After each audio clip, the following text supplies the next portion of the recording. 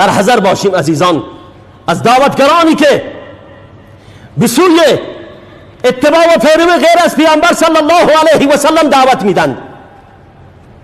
وقتی که برایشان آیه قرآن و احادیث پیامبر صلی الله علیه و سلم گفته میشه، میگن راه روش ما نیست، مذهب ما نیست، علمای ما نگفتند.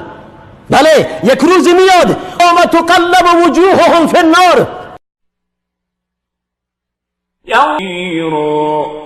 یقولون یا لیتنا اطعنا الله و اطعنا الرسول وقالوا ربنا انا اطعنا سادتنا و کبراءنا فاضلونا السبیل. یک روز میاد انسان وقتی که دچار عذاب میشه، گرفتار میشه، اونجا تمنا میکنه یا لیتنا اطعنا الله و اطعنا الرسول.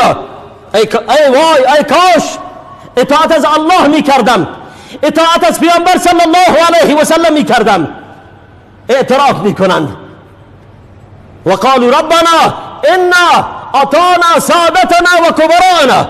پروردگارا ما از بزرگانمون تبعیت کردیم، بزرگان ما گفتند، علماء ما گفتند، مفتی های ما گفتند، ما اون کار رو انجام دادیم. فاضلونا السبیل، ما را از مسیر حق و هدایت گمراه کردند. ربنا آتهم ضعفین من العذاب ولعنهم لعنا کبیرا.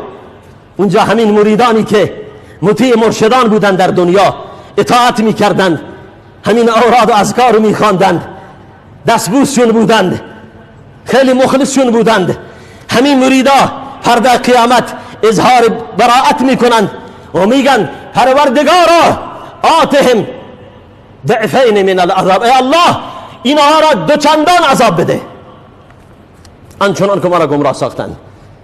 مواظب باشیم عزیزان، در این زمان فتنه بر گفته الله و پیامبر صلی الله علیه و سلم گفته هیچ کسی رو ترجیح ندیم.